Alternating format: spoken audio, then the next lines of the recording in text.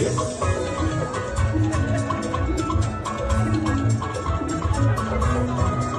Oh.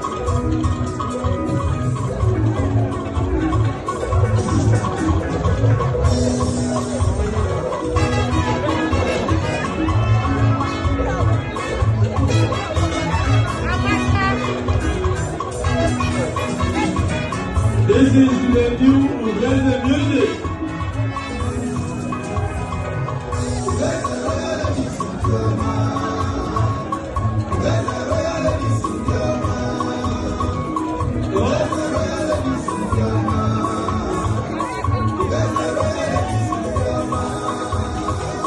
Yes, sir.